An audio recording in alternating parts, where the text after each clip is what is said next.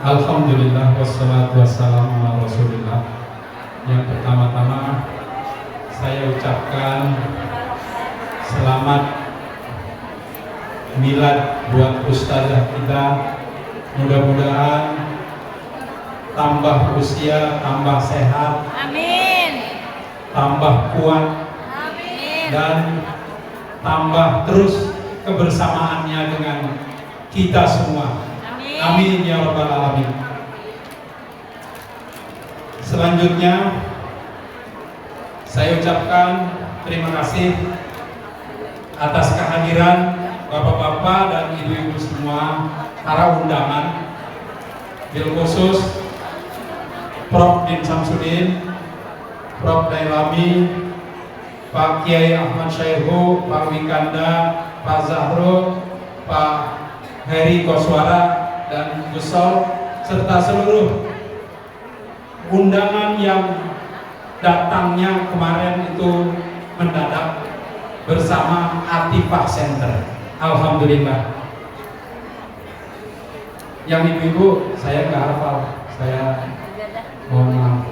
Ibu Eli Risman pasti tahu semua, dan Ibu Eli juga, ini ada dua Eli. Selamat datang ibu-ibu. Yang saya kenal juga Pak Heri, Ibu Heri Koswara. Alhamdulillah pada hari ini acara launching kita, launching buku yang kebetulan saya yang menulis, dibantu oleh 3 rekan wartawan di Bekasi ini. Ada Pak Jainal Arifin, mantan pempreknya Radar. Mana itu orangnya? Yang kedua ada lagi Pak Khotim Wibowo yang udah malam lintang jadi wartawan, kemudian berlabuh di Islamic Center. Beliau pernah lama di Harian Pos Kota. Kemudian ada satu lagi Imron Nasution. Ini orang Batak yang sudah lembut selama tinggal di Bekasi. Beliau wartawan di Pikiran Rakyat. Jadi pikirannya pikiran rakyat, bukan pikiran pejabat. 4 teman-teman saya inilah yang kemudian bersama saya melahirkan buku Atifah, Ustazah Atifah, guru yang dirindu. Tadi udah dijelasin siapa yang rindu. Buku ini bukan berat nulisnya tidak berat, ngumpulin datanya tidak berat. Karena memang buku ini ditulis dengan sasaran dibaca oleh emak-emak agar seringan-ringannya. Tapi yang berat ibu-ibu, ada satu yang paling berat.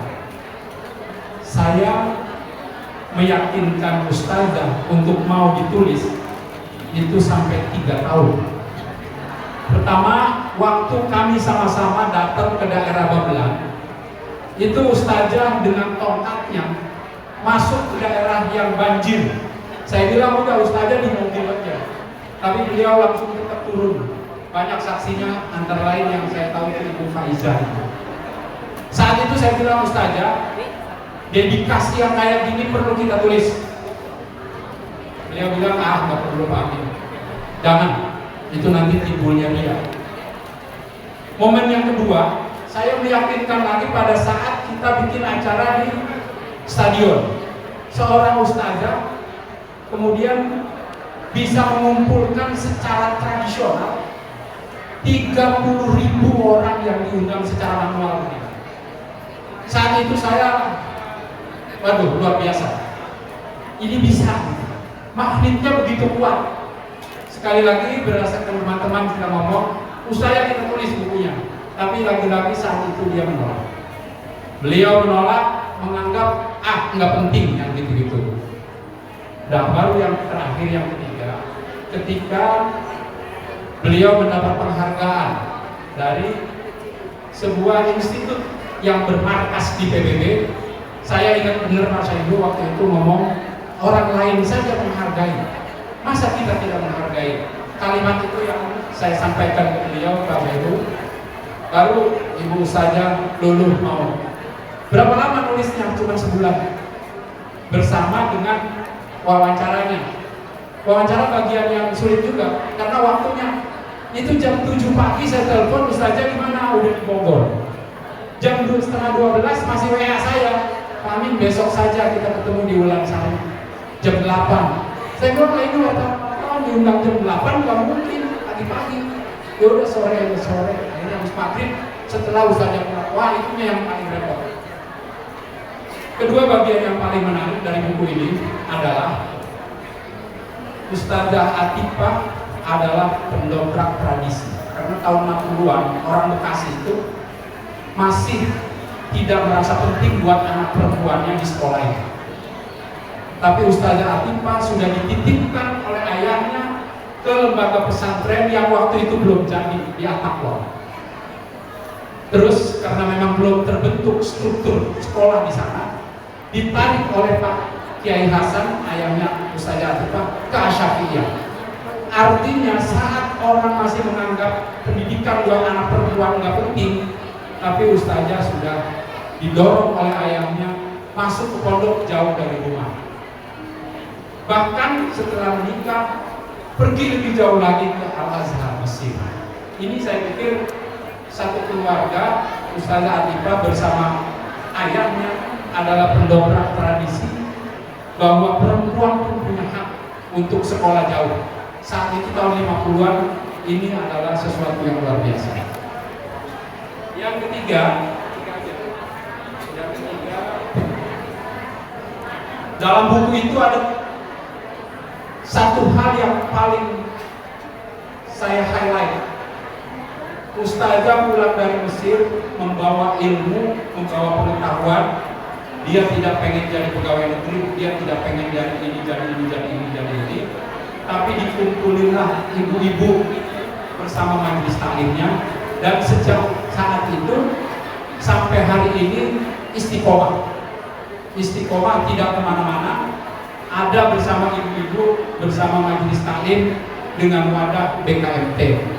Kemudian untuk kelas yang lebih educated dibikinlah bersama Alpin. Jadi ini adalah settingan yang sungguh luar biasa.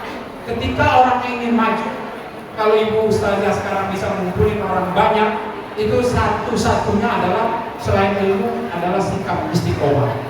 Istiqomah kalau kita lakukan dengan sebaik-baiknya, pasti kita akan dibantu oleh para malaikat. Mungkin itu. Amin. Nah, pada hari ini buku yang saya tulis itu bukan hanya catatan kami, tapi ada beberapa catatan dari para orang besar, antara lain Prof. Dim menulis di situ. Karena itu pada hari ini Prof. Dim diminta untuk ikut memberikan testimoninya. Pak Dailami juga diminta untuk memberikan testimoninya. Kemudian Ibu Eli Risman dan Ibu Eli Maliki. Silakan ke depan, Bu.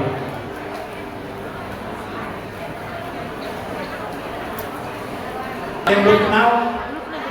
Ada yang belum kenal? Sudah.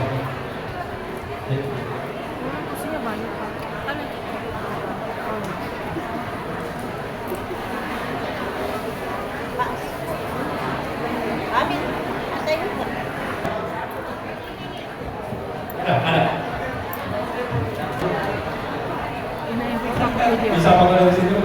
Ada. Dan bisa ya. Duduk atau berdiri?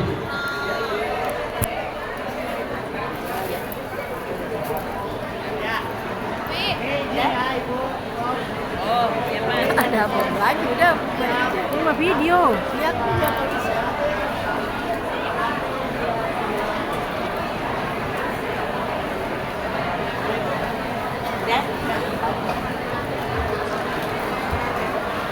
Baiklah, bismillahirrahmanirrahim. Assalamualaikum warahmatullahi wabarakatuh. Waalaikumsalam warahmatullahi wabarakatuh. Terima kasih. Pada hari ini bukan diskusi, ini cuma ngobrol aja. Tidak ada tema-tema yang berat, saya kira. Ibu-ibu kalau yang berat-berat sudah ngantuk kayak bawahnya nanti ya. Nah, kalau itu yang ringan-ringan saja. Bapak-bapak dan ibu-ibu yang di depan kita ini, beliau telah menulis juga di buku yang ibu-ibu pegang. Jadi,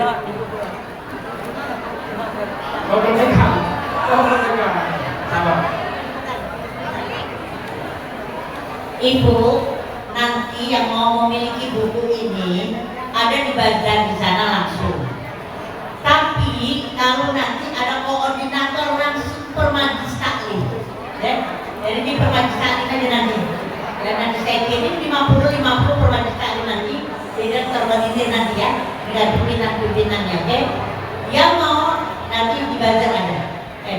Surah. Baik, jadi udah jelas ya. Ada dua hal bapak-bapak dan ibu. Tadi yang saya sebutkan tadi, Ustazah Atika bisa sampai di level ini karena beliau telah menerobos tradisi. Jadi hidup yang hanya sekedar ikut dalam satu tradisi tanpa berani melakukan ijtihad, nah itu belum tentu Ustazah sampai di posisi ini. Kemudian yang kedua istiqomah. Karena itu pada saat ini saya minta Prof. Din duluan untuk menyampaikan pandangannya mengenai Ustazah Atika, BKM dan tadi dua poin ini. Silakan Prof. Assalamualaikum warahmatullahi wabarakatuh. Warahmatullahi wabarakatuh. Alhamdulillah wa syukurillah wa la hawla wa la quwwata illa billahil aliyyil azim. Puisi selamat datang lagi ke Bekasi. Ibu, cakep. Yang bulan lalu saya berceramah di auditorium sebelah. Tahun lalu itu. Tahun 2025. Iya tahun lalu berarti. Datang lagi ke Bekasi. Bahagia hatiku ini melihat wajah berseri-seri. Amin. Walaupun saya tahu belum makan pagi. Silakan. Makan siang belum? Setelah ini saya mengundang semuanya untuk makan siang di rumah masing-masing. Ustazah Atifah Hasan belum lama saya kenal, hanya berjalan bulan atau tahun. Namun saya menentukan dan saya tulis di buku ini, baru saya baca ulang tadi, saya menyimpulkan beliau ini adalah seorang da'iyah mujahidah. Setuju? Tidak sekedar sebagai penyuluh ke agama Allah, da'i atau da'iyah, tapi beliau saya saksikan seorang pejuang mujahidah yang bersungguh-sungguh berjuang untuk menegakkan agama Allah, lillahi kalimatil ulya. Baik lewat keaktifannya di BKMT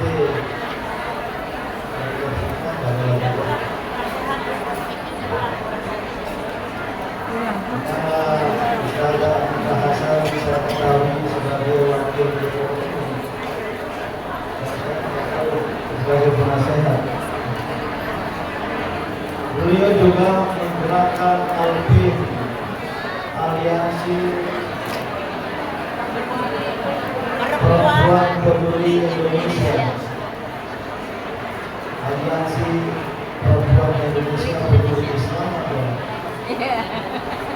Perempuan Peduli Indonesia. Kebetulan saya diajak jadi penasehat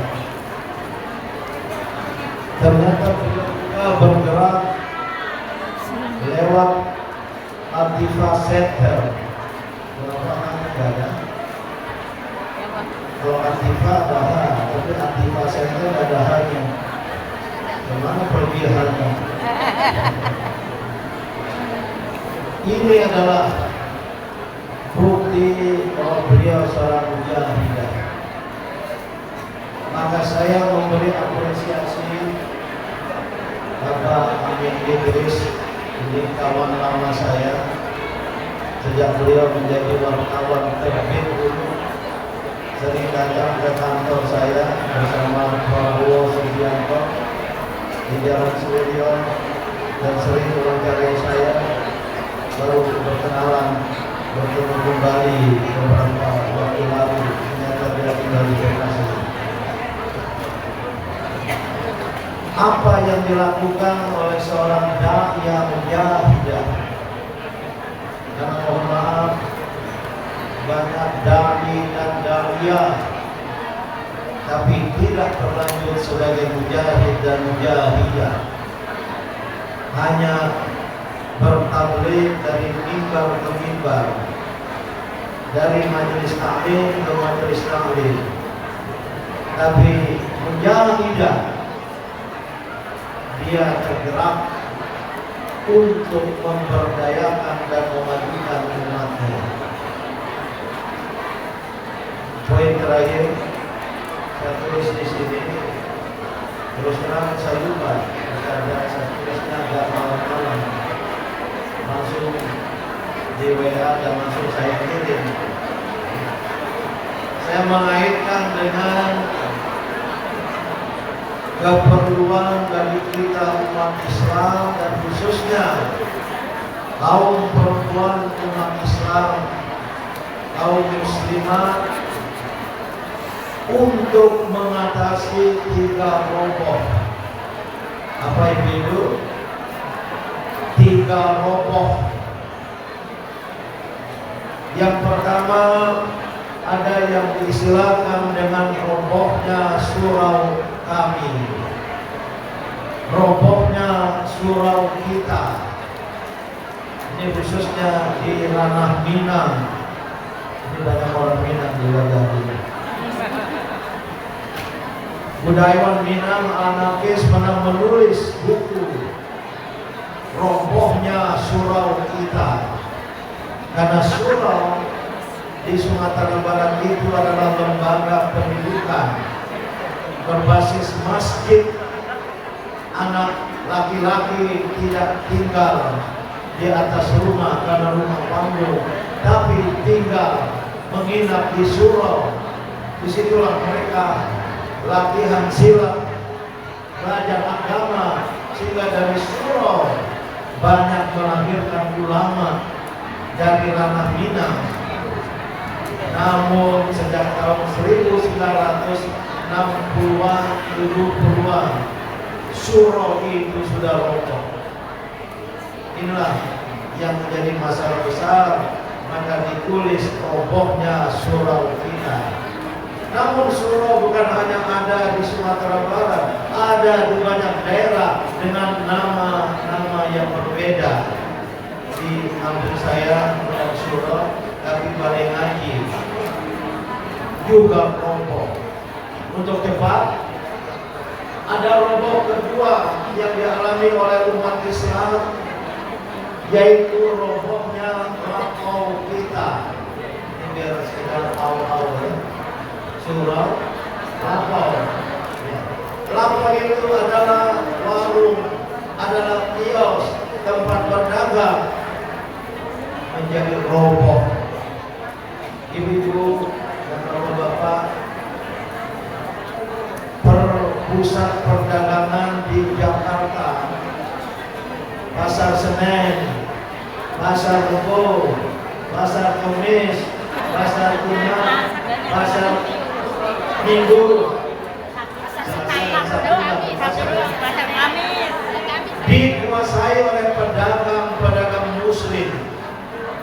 Pasar Senen, Pasar Tanah Abang, Pasar Blok M, termasuk pasar di Bekasi ini, termasuk ada beberapa pasar kecil di ibu kota. Pasar Santa itu barang-barang Tasikmalaya. Pasar Circuler banyak dari Sunda juga. Bahkan Pak Ceru tukang cukur di ibu kota Jakarta dikuasai orang Garut. Saya langganan di Citos itu semuanya orang Garut. Ketuanya pernah bilang, makanya saya Kiai, pada kemudian Kiai, Pak Kiai, kalau mau jadi presiden, saya dalam dukungan tukang cukur dari Garut di ibu kota Jakarta, jumlahnya 20.000. Luar biasa. Tapi sekarang ini robohnya lampau kita karena tidak siap bersaing dengan pasar-pasar modern. Kan usah sebut namanya ya. Ibu sering berbelanja ke sana. Robohnya lampau kita. Namun yang ketiga, saya juga menyaksikan ada roboh ketiga. Ini sekedar istilah saja, saudara. Robohnya danau kita. Apa danau? Danau selain ada tempat bisa di rumah juga di danau. Lambang roboh pendidikan. Lahirlah generasi muda, para remaja yang kemudian menjadi korban narkoba, korban pergaulan bebas, apalagi dengan teknologi gadget sekarang ini. Inilah tiga roboh. Ini harus kita jawab dengan dakwah Islamiyah. Maka adanya dai mujahid atau da'iyah mujahidah seperti Ustazah Latifah Hasan ini sangat diperlukan oleh umat Islam. Maka saya berseru BKMT, Alpen, dan majelis taklim kita bangkit, khususnya di Bekasi sebagai penyangga ibu kota, karena inilah jawaban kita terhadap masalah dan tantangan yang kita hadapi. Itulah yang saya tulis di buku ini. Terima kasih, selamat atas ulang tahun yang ke-27.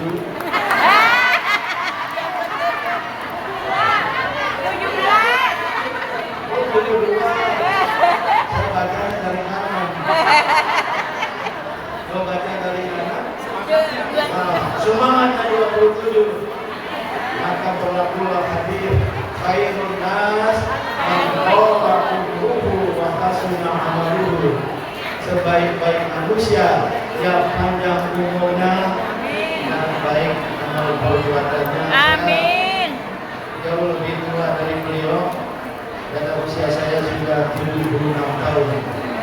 Juga dibalik. Iya, 67. Jangan sampai ini terakhir berlaku hadis yang diriwayatkan oleh Al-Bukhari, yang baru nasib, yang baru ibnu Adam, Bani Adam besar dan membesar usianya, wayak baru ma'ahu isnani, begitu pula menjadi besar bersamanya dua hal. Pertama, hubbul mal, cinta kepada harta, waktu umri, dan panjang umur. Panjang umur boleh, tapi jangan kemudian diisi dengan hubbul mal, cinta kepada harta. Al-mal itu ini ada beberapa al-azhar di samping saya. Istri saya juga alumni al-azhar S1. Itu istri saya, mohon maaf. Ya, cantik. Bangun dong. Saya jarang datang ke suatu tempat tanpa istri.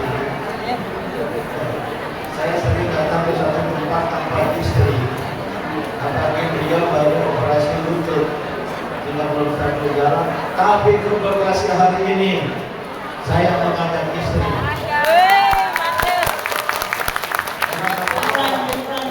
Karena beliau ingin datang mendampingi saya. yang berkerudung dengan rosa. Kalau tahu saya suruh pakai kerudung polanya.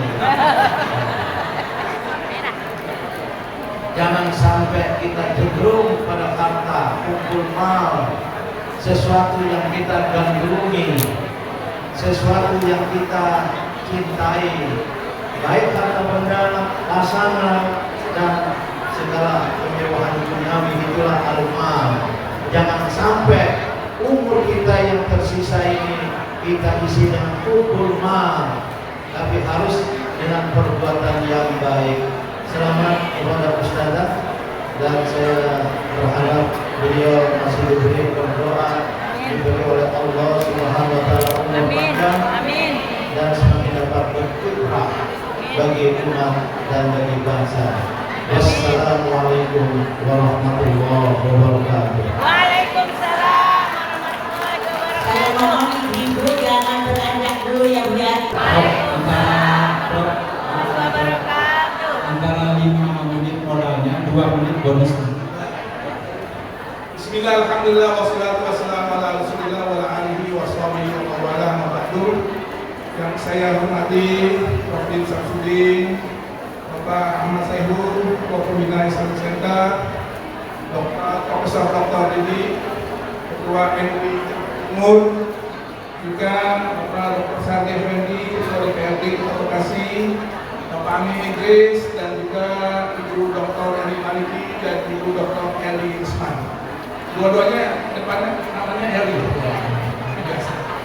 Ibu dan bapak sekalian, saya sungguh terhormat bisa hadir berada di tengah dua tokoh kami ini, Prof. Din dan juga Pak Ahmad Saihul. Luar biasa saya berkah ini, alhamdulillah hari ini juga berhadapan saya para ibu-ibu yang masih muda, kayaknya usianya masih di bawah 25 kayaknya. Saya nggak lihat ada yang beruban, ada ubahnya sih. Kita hari ini luar biasa buku yang diluncurkan, Latifah Hasan, Guru yang Dirindu. Izin saya pantun dulu boleh ya? Kayu jati dibuat bangku, tempat duduk di bawah bangku. Mari kita selami setiap bait buku menjadi sosok guru yang dirindu. Burung nuri terbangnya rendah, pinjam sebentar indahan baru. Hari ini momen yang indah merayakan karya guru yang dirindu. Saya merasa sangat terhormat dan juga bahwa ini adalah buku ini memang sangat penting sekali, memberikan sepatah dua patah saya diberikan kesempatan untuk menulis.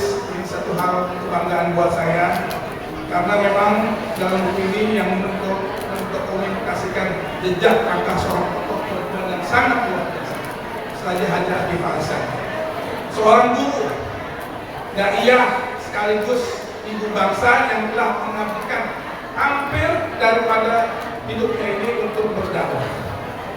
Di tengah zaman yang terus berubah ini, sangat jarang kita menemukan sosok yang teguh memegang prinsip, namun tetap lembut di dalam pendekatan dakwah. Ustazah Hasan adalah teladan di dalam dakwah. Keteguhannya di dalam menyampaikan amar ma'ruf nahi munkar, namun beliau tetap menjaga daripada ukhuwah lintas latar belakang adalah cerminan ulama yang sejati, ibu sekalian.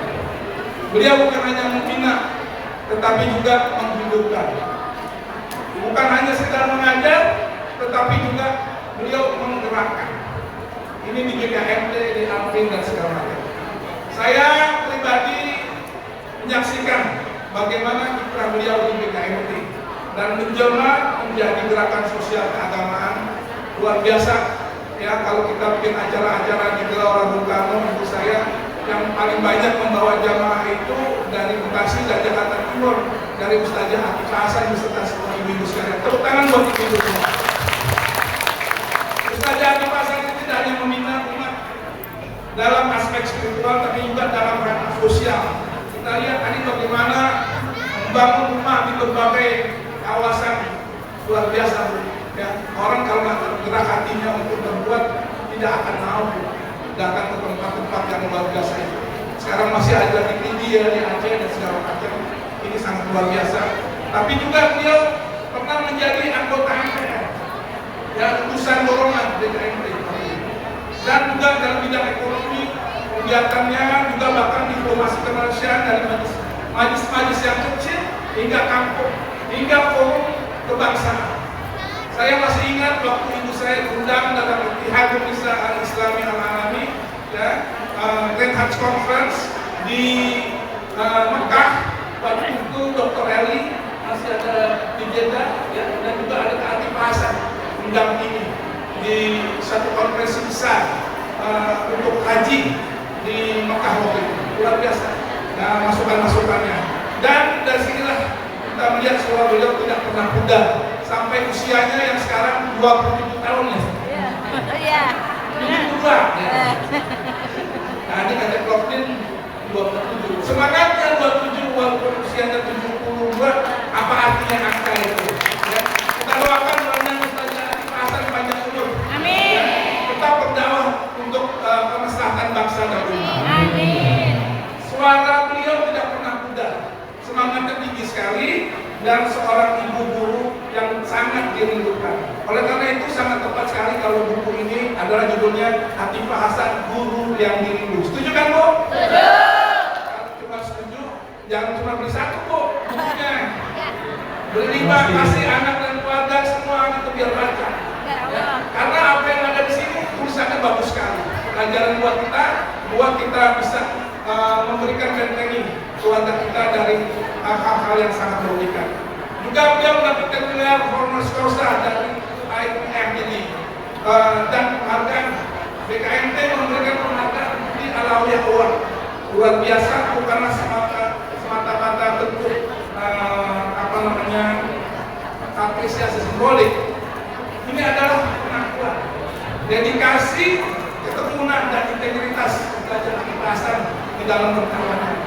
Namun lebih dari itu, warisan beliau ini yang terbesar bukan pada gelar, melainkan pada hati yang telah disentuhnya, ya, dan kehidupan yang ia bangun.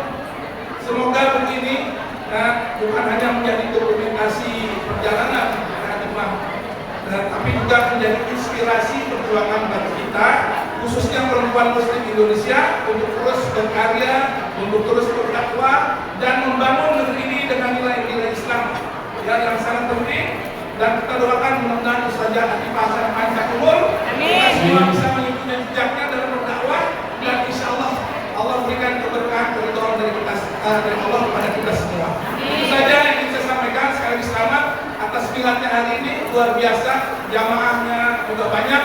Ini yang diundang masih sedikit. Kalau yang diundang banyak stadion kalau kita ini. Nah, insya Allah nanti BKMT, ya, dan di saya juga akan mengundang lagi BKMT untuk ya di Geraha nanti kita bikin membahas tentang buku ini.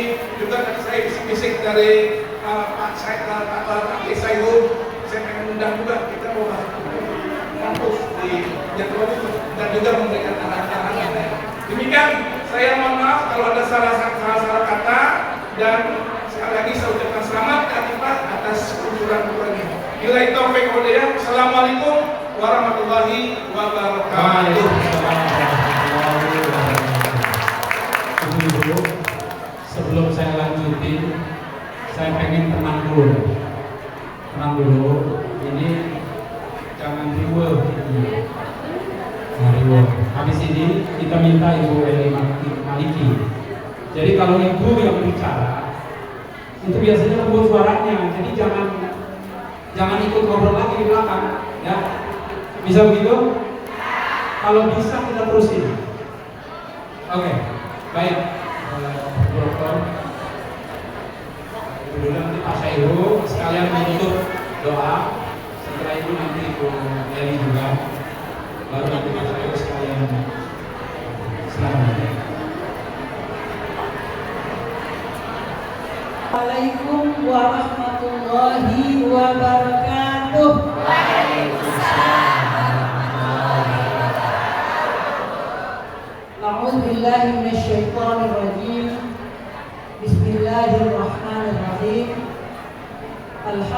Alhamdulillahirabbil alamin wa bihi nasta'in ala umuri dunya waddin. Wassalatu wassalamu ala asyrofil mursalin wa ala alihi wa sahbihi ajma'in wa man tabi'ahum bi ihsan ila yaumiddin, amma ba'du. Yang terhormat Profesor Dr.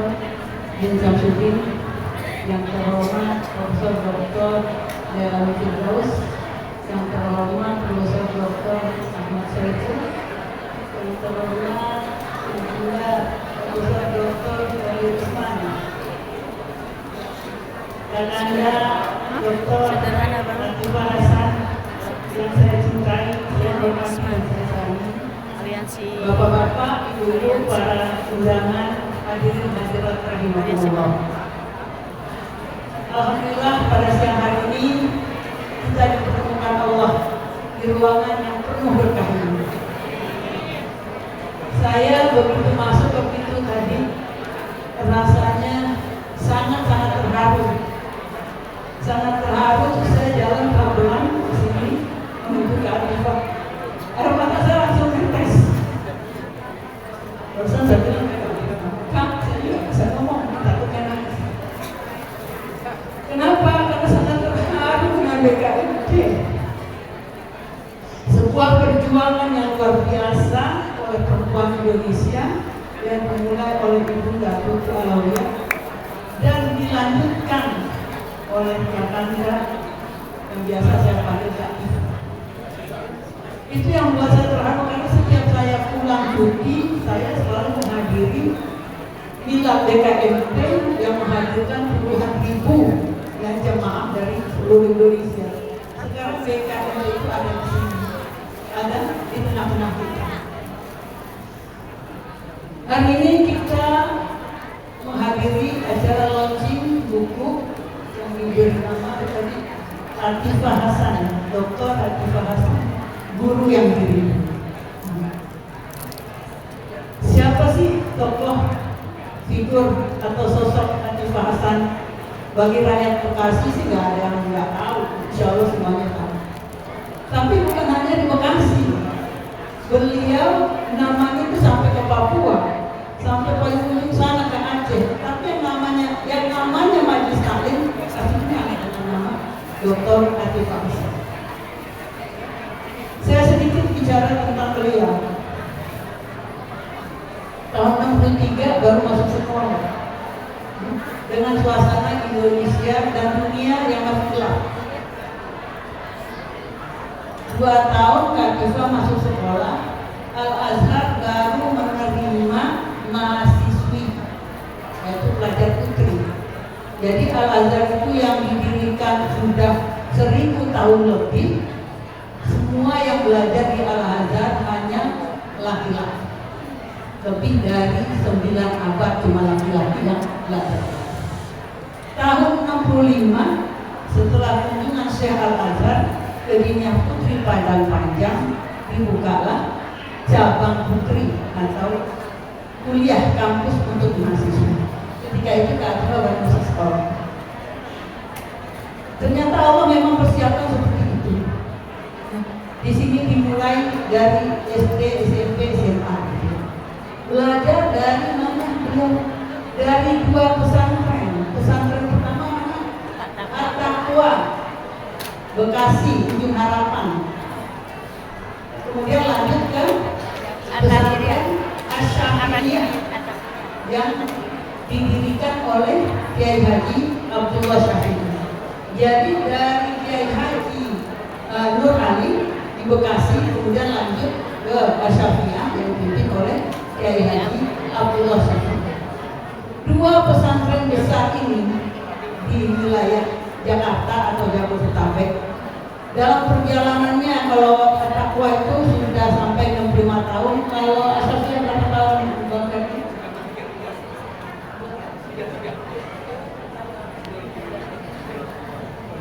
Hampir 100 tahun Asy-Syafi'iyah berdiri dengan perjuangan untuk 2 lembaga yang telah mengantarkan kakak kita Dr.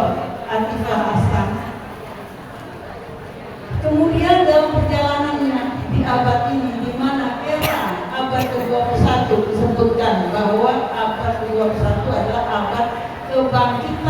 agama-agama dan kebangkitan perempuan. Dan ternyata kedua lembaga ini melahirkan tokoh-tokoh perempuan. Sekarang kedua lembaga ini dipimpin oleh tokoh perempuan. Di At-Taqwa hampir semua bidang dipegang oleh perempuan. Di Asyafiah juga dipimpin oleh perempuan yang bersama-sama juga dengan Bang Ferdi. Hidup perempuan. Jadi beliau mendapat ilmu yang otentik pertama dari dua pesantren yang ternyata setelah berusia sekian dekade memang mampu melahirkan tokoh-tokoh perempuan Indonesia. Setelah itu beliau melanjutkan kuliah kemana? Ke Al-Azhar. Jadi ilmunya lengkap dari ulama di tanah air, kemudian menimba ilmu ke Al-Azhar langsung dari sumber ilmu keislaman, yaitu dari Universitas Al-Azhar. Jadi Bapak Ibu semuanya jangan ragu dapat ilmu dari Ustazah Atifah, sanadnya bersambung ke Al-Azhar, berarti bersambung ke Rasulullah. Jadi ilmunya itu bukan ilmu coba-coba, bukan ilmu tebak-tebakan atau ngambil comot-comot dari mana-mana, tapi punya akar yang kuat dari Universitas Al-Azhar yang usianya sudah lebih dari 1000 tahun.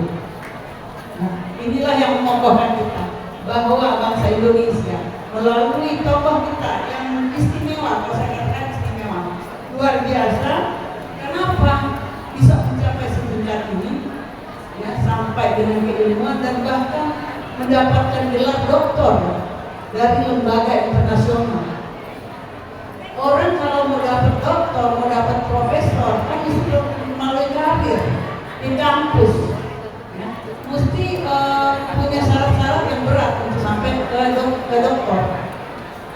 Ternyata doktor di luar kampus lebih tinggi nilai dan harganya. Tepuk tangan sekali lagi untuk Dr. Atifah Hasan. Kiprah beliau tidak ada yang lain. Insya Allah semuanya kenal dengan beliau. Beliau guru, ustazah, daiyah, dan juga sebagaimana yang disampaikan oleh Profesor Lee tadi dan Bang Ferdi, bahwa beliau juga adalah mujahidah ulama perempuan, pembakar semangat kaum ibu, pembakar semangat kaum ibu, terutama di majelis taklim.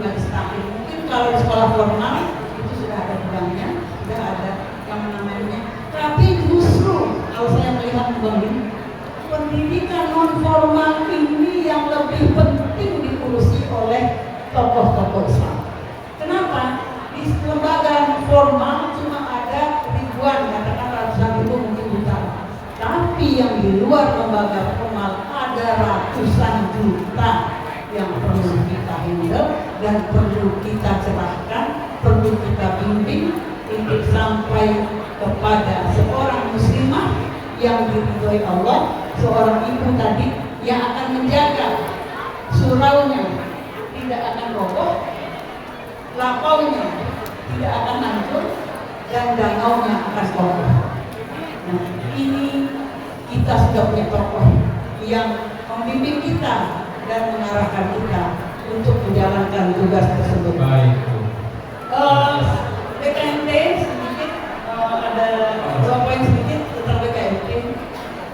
Mungkin kalau orang secara umum ya BKMT ini mustahil, tapi bagi saya BKMT ini luar biasa. Ada satu hal yang nggak bisa dilaksanakan di lembaga pendidikan, nggak tercapai dan tidak bisa dipertahankan. BKMT adalah benteng moral, ya, yang itu bisa rubuh di mana-mana, tapi BKMT insya Allah BKMT adalah benteng moral dan penjaga budaya.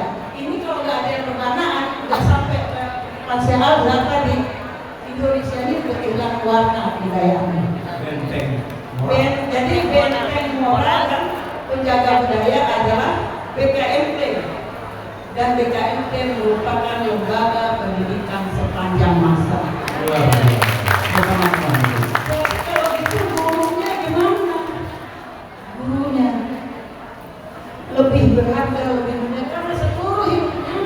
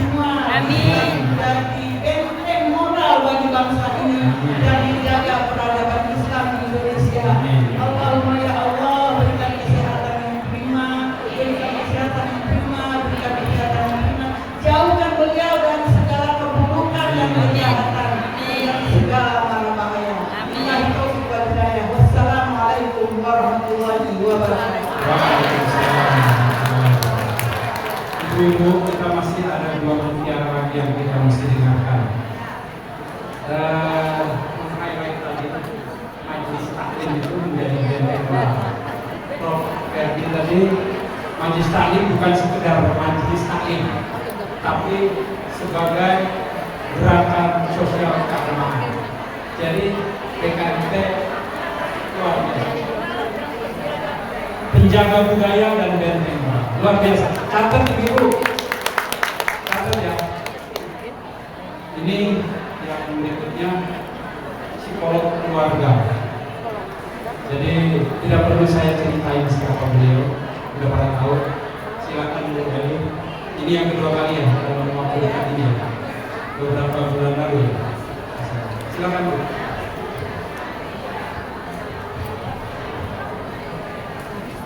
Bismillahirrahmanirrahim.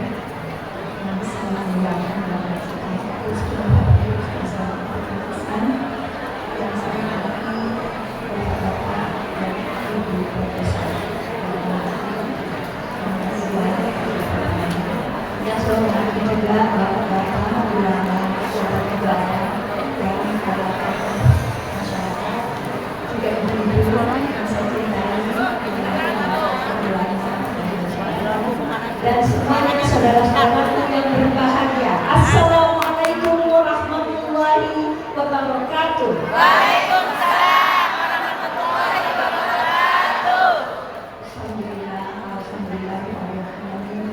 Wabillahi nasta'in ala umuri dunya wal din. Sallallahu alaihi wasallam ala Rasulullah sallallahu alaihi wasallam wa man sanna bi sunnatihi.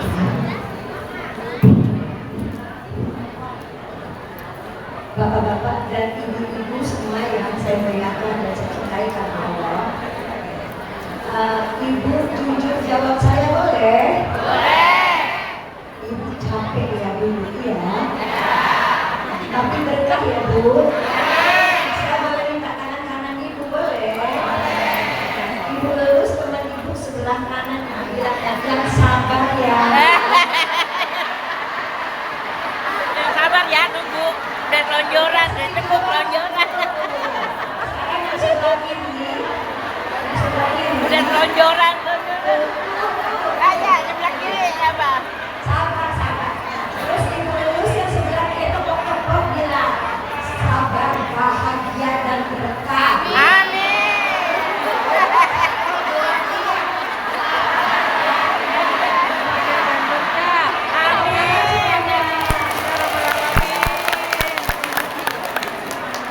Bu, Ya, barusan ibu ketawa apa enggak? tawa.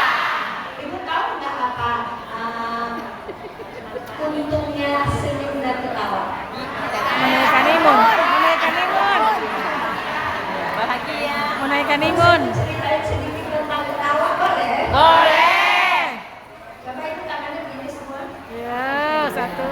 Pegang pipi. Jangan senyum. Bu, pegang pipi jangan senyum ya. Maaf sebentar ya Pak. Terus senyum. Nah, mengkerut nggak tuh pipi? Mengerut. Nenek-nenek lebih kelihatan ya. Ulang ya. Jangan senyum. Senyum. Pipi kita mengkerut. Nah, tunggu ceritanya begini. Waktu kita tersenyum, pipi kita mengkerut. Nenek-nenek kelihatan banget ya. Jadi berhentilah pengiriman oksigen dari pembuluh darah ini ke pembuluh darah ini ke pembuluh terdekat lagi sini dan bikin tangan kiri Bu, tangan kiri, ya, ikutin tangan saya gimana ya, belakang kotak, ayo sebutin. Belakang otak. Menjadi dingin. Menjadi dingin. Lanjutnya saya ya. Ya. Karena rekor panjang. Jadi kalau kita tersenyum, pipi kita mengkerut, ya, batang otak jadi dingin. Karena pipi mengkerut, supaya oksigen di sini berarti, ya Bu, maka pusat perasaan jadi bahagia. Amin. Sekarang tangan kanan lagi. Tangan kanan. Ya, lurus tulang belakang temennya. Ya. Terus dia begini.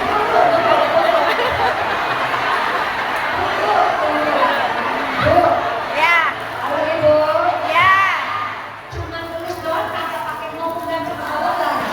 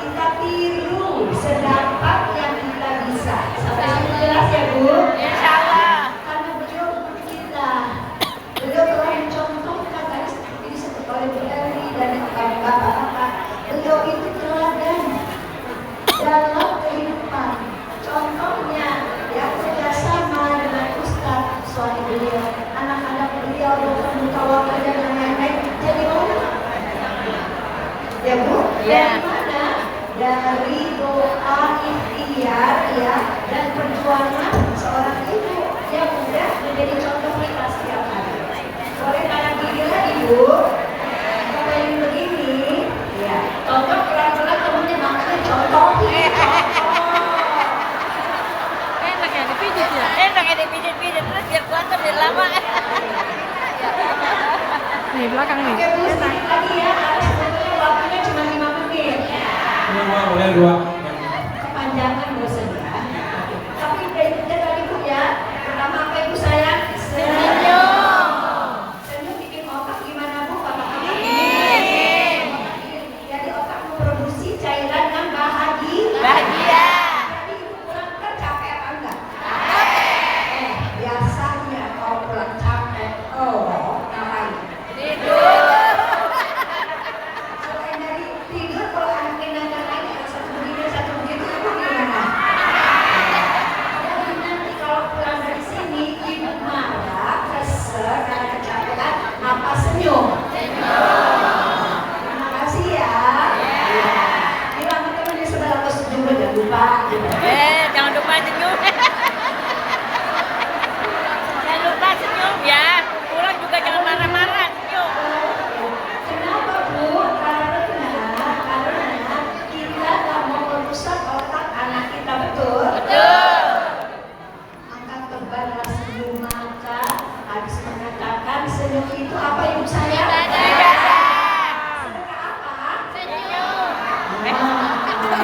apa? Senyum adalah sedekah. Sedekah apa setelah kita bahas tadi? Sedekah bahagia. Jadi mulai hari ini kalau ibu marah, ibu tarik nafas dulu sebentar, terus lagi.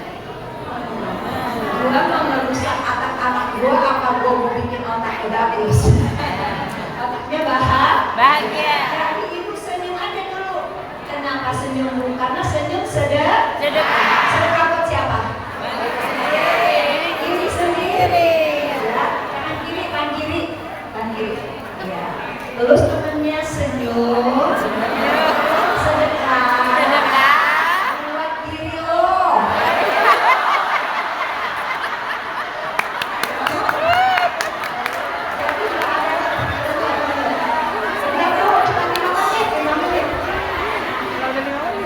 Bu, jadi mulai kita berbicara, ya. Bu kasih huruf C ya, C ya. 1, 2, 3 ibu bilang change gitu ya. Change artinya bukan, tapi kalau tambah 3 kata, kalau change cuma 1 ya. 1, 2, 3.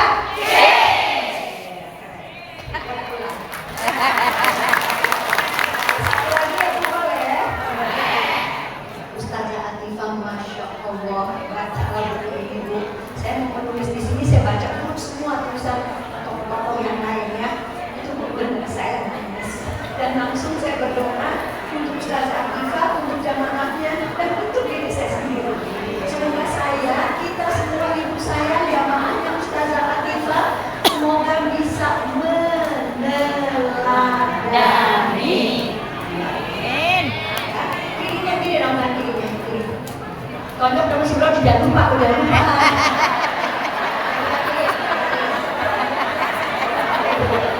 Satu lagi ya Bu ya. Dari buku ini juga kita bisa lihat bagaimana keluarga dari Allah. Bagaimana kerjasama kita bersama suami. Ya, karena kan yang banyak ngaji, ibu apa bapak-bapak? Jadi kita Kalah dah bapak-bapak. seluruhnya ada di rumah. Masa kita mau pergi belanja, kita ke pasar kita, masa kita mau hilang di meja kita, ngurus tangan kita, cebok itu juga ya. Ya. Jadi bu itu nggak pernah bukan nggak ada pahala. Ya, jangan dipikirin asal dikerjain dengan ikhlas dan Tidak. senyum. Senyum. Kurangi marah-marah.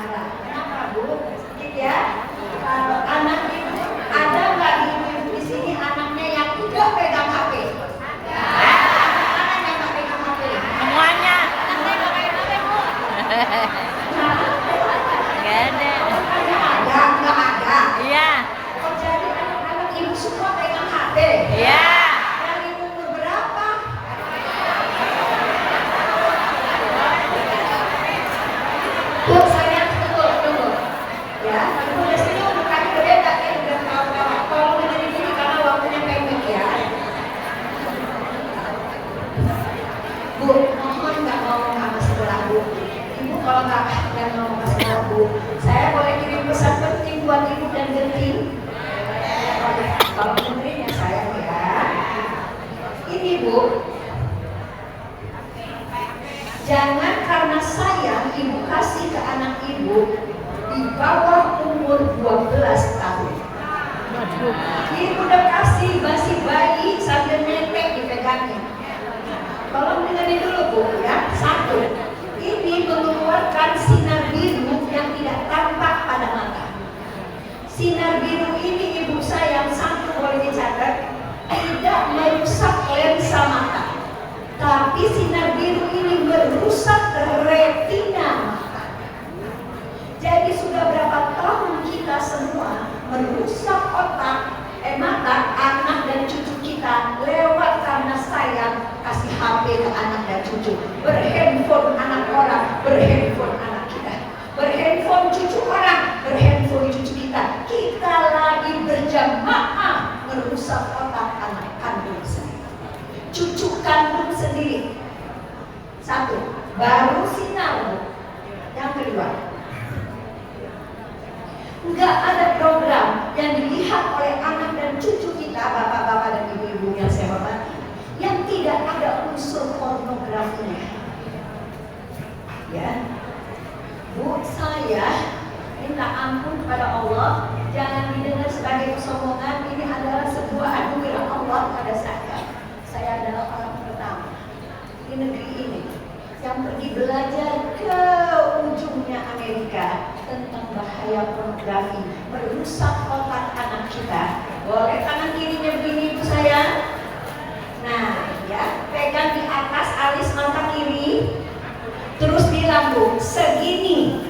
Segini. Bahagian mulia otak. Bahagian mulia otak. Yang dirusak. Yang dirusak. Gara-gara pornografi. Gara-gara pornografi. Dari HP anak cucu kita sendiri. Dari HP anak cucu kita sendiri. Saya jelasin sedikit, kita waktu sedikit ya.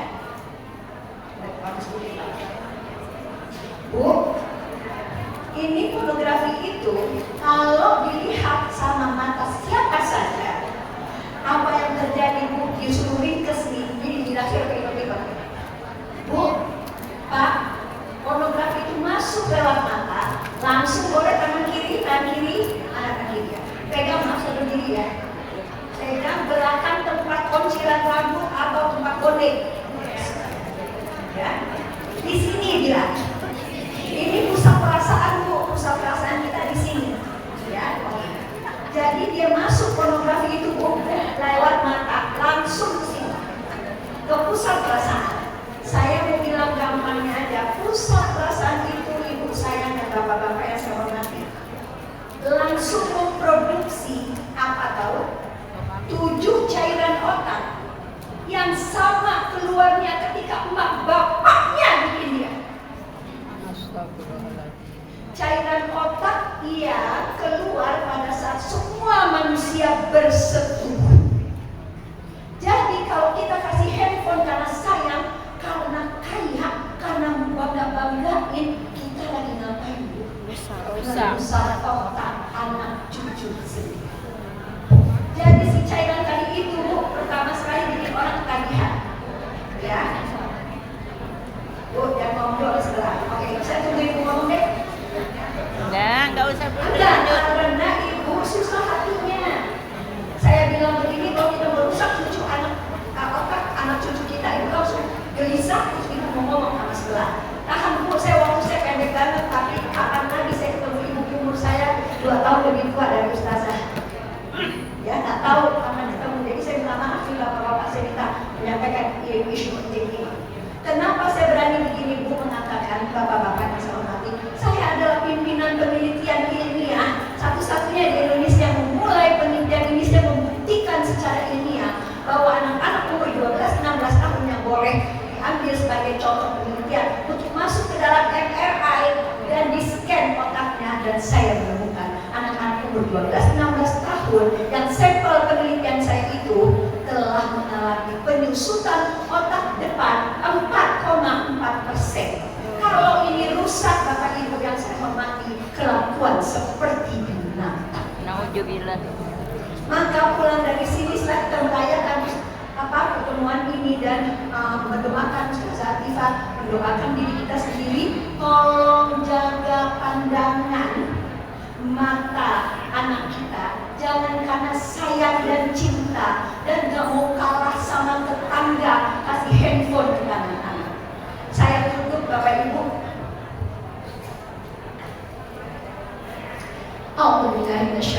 Bismillahirrahmanirrahim.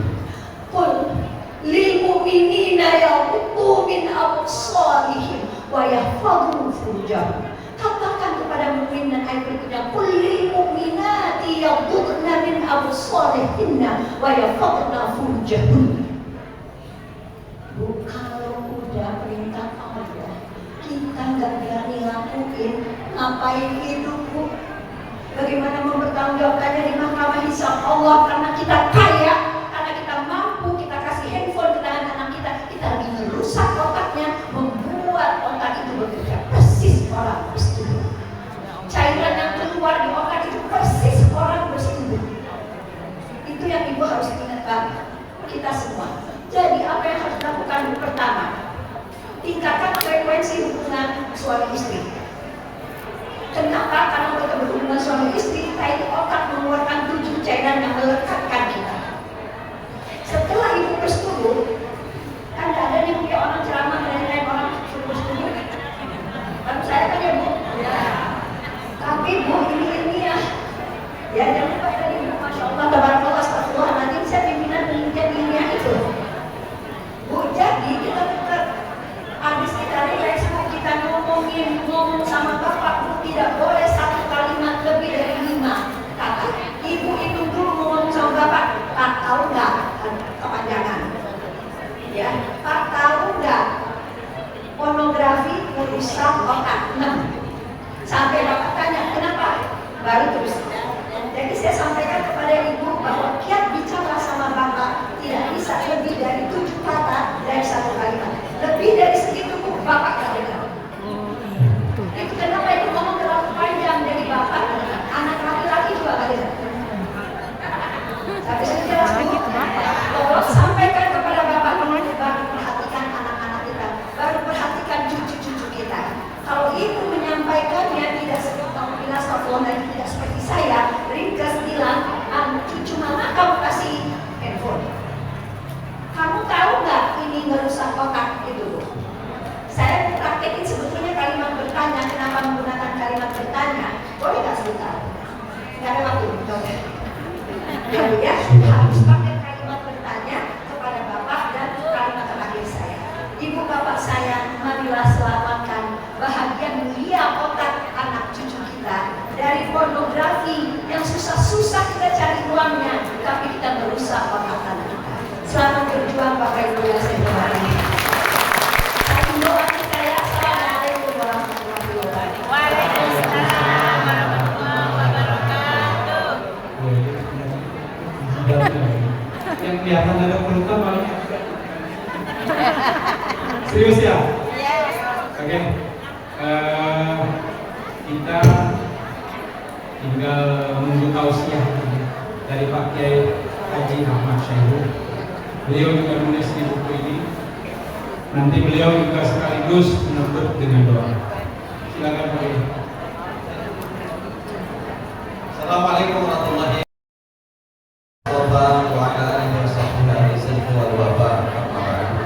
Sama-sama kita muliakan guru kita Ustazah Dr. Haji Atifah Hasan.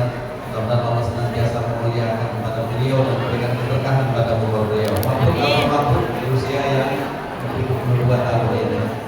Juga yang sama-sama kita hormati, kita muliakan guru-guru kita, Profesor Samsudin, Profesor Dr. Dailami, Ibu Eli Maliki dan Ibu Eli Risma, juga tokoh-tokoh kota dan kabupaten Bekasi, Bapak Wikanda beserta seluruh jajaran Islamic Center, juga Ketua PTM Pak Syahrul, juga Kepala Kantor Kementerian Agama, dan juga ustadzah-ustadzah di sebelah kiri sana, pimpinan BKMT yang juga ada dari Alpin, ya, pimpinan Alpin, ibu-ibu sekalian, jamaah yang dimuliakan Allah Subhanahu wa taala ya. Masih sabar sebentar ya. Tadi saya kira sudah kita dengarkan paparan-paparan, saya hanya menyimpulkan. Bagian akhirnya hanya menyimpulkan. Nah, karena tradisi Betawi kesimpulannya pakai pantun. Nah, gitu ya. Pertama, saya bisa simpulkan bahwa dari perjalanan buku yang ditulis oleh Bang Amin Idris dan kawan-kawan ini, betapa perjalanan Ustazah Atifah Hasan itu begitu panjang. Nah, ini nggak mungkin bisa terjadi kalau tidak dilandasi dengan ketulusan, betul? Nah, maka luar biasa. Saya kira ini kata Ibu Risma kita harus pelajari, contoh, teladani dari Ustazah Atifah Hasan. Tentu kita harus belajar bagaimana beliau bisa tulus, konsisten dalam dakwah sampai hari ini, bahkan sampai tadi pakai tongkat-tongkat itu juga masih membersamai beliau ini. Pergi ke taman memetik melati, hati putih habis baunya. Ilmu tak cukup hanya dipelajari, perlu guru tulus pembimbing jiwa. Karena dapat ilmu mudah, gadget yang tadi diceritakan oleh Ibu Risma, ya itu luar biasa sekarang, ya ibu-ibu bisa tanya ke Google, ke IT, AI, ya. Nah, jadi luar biasa bisa saja. Tapi kadang-kadang muncul kebingungan karena kadang-kadang juga ada pendapat yang berbeda, kasih pendapat berbeda antara satu ustaz dengan ustaz yang lain. Disitulah pentingnya guru, sehingga kita bisa langsung bertanya kepada guru kita. Itulah Ustazah Atifah Hasan. Yang kedua, guru ini bukan hanya sekedar transfer of knowledge, ya, sekedar memindahkan ilmu dari dirinya kepada jamaah majelis taklimnya, tetapi justru beliau ini lebih memberikan penuntun bagaimana agar kita juga bisa memiliki ilmu dan mempraktekannya. Ini kelebihan Ustazah Atifah, sehingga betul-betul menjadi penuntun kehidupan kita. Pagi hari mentari terseri, guru berbicara tidak harus cemara. Guru sejati bukan hanya sekedar memberi ilmu, ya, tapi menuntun akhlak menuju cahaya. Ya. Yang ketiga ini justru lebih penting lagi, bagaimana justru beliau menghidupkan suasana untuk menghidupkan adat, ya, dan juga mungkin seperti namanya menghidupkan perasaan asasiah kami Ustazah Atifah. Jadi itu yang tercermin dari gerak beliau ini. Makanya ketika ada kejadian bencana di berbagai penjuru Indonesia, beliau hadir di sana melalui BKMT, melalui Alpin, ya. Hari ini di Aceh Tamiang, kemarin di Cianjur, ya. Nah, ini terus beliau hadir. Kenapa? Ini bagian dari implementasi akhlak dan perasaan. Gak bisa kita membiarkan saudara-saudara kita yang di provinsi-provinsi lain, sementara kita sekarang hidup enak, makan enak. Nah, ini tapi perasaan kita kemudian beliau tumpahkan dengan bergerak, ya. Mudah-mudahan tadi mobilisasi dana ini juga akan bisa membangun rumah-rumah yang memang diperlukan oleh saudara-saudara kita. Amin. Menyusun kata di lembaran makna, menulis cinta penuh keteladanan. Guru yang dirindu hadir menyapa, menghidupkan pendidikan adab dan bahasa. Terakhir tentu Ustazah Atifah, kami ingin mendoakan juga Ustazah Atifah Hasan, mudah-mudahan ibu penuh dengan keberkahan. Amin. Penuh dengan ketenangan. Amin. Rahmat dari Allah Subhanahu wa taala. Amin. Air jernih mengalir ke telaga. Menunjukkan hati siapa yang singgah. Semoga guru dimuliakan Allah taala. Amin. Punya berkah, hidupnya penuh rahmat. Amin. Mudah-mudahan kita semua juga insya Allah dimudahkan segala urusan-urusan kita oleh Allah Subhanahu wa taala. Diberikan yang rahmat Nabi sallallahu alaihi wasallam.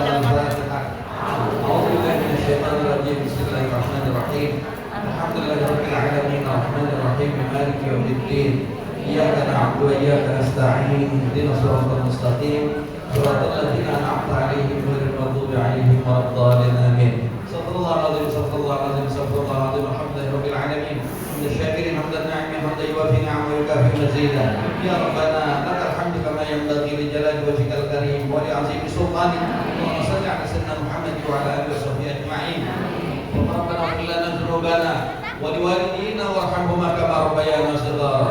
واغفر لنا ذنوبنا ولإخواننا الذين سبقونا بالإيمان. ولا تجعل في قلوبنا غلا للذين آمنوا ربنا إنك رؤوف رحيم. اللهم يا عظيم السلطان ويا قديم الإحسان ويا دائم النعم ويا واسع العطاء ويا خفي اللطف ويا حليما لا يعجل. صل يا ربي على سيدنا وحبيبنا ورسولنا المصطفى محمد صلى الله عليه وسلم وعلى آله وصحبه أجمعين. اللهم لك الحمد شكرا ولك المن فضلا وأنت ربنا حقا ونحن عبيدك رقا وأنت لم تزل لذلك أهلا. يا ميسر كل عسير ويا جابر كل كثير ويا صاحب كل فريق ويا مغني كل فقير ويا مقوي كل ضعيف. يسر علينا كل عسير يسر علينا كل عسير يسر علينا كل عسير. والتيسير العسير عليك يسير. اللهم يا من لا يحتاج إلى البيان والتفسير حاجاتنا إليك كثير وأنت عالم بها وبصير. ربنا هب لنا من أزواجنا وذريتنا قرة أعين واجعلنا للمتقين إماما. ربنا آتنا في الدنيا حسنة وفي الآخرة حسنة وقنا عذاب النار. صلى الله على سيدنا محمد وعلى آله وصحبه وسلم. سبحان ربك رب العزة عما يصفون وسلام على المرسلين والحمد لله رب العالمين. Duduk dulu, jangan berdiri.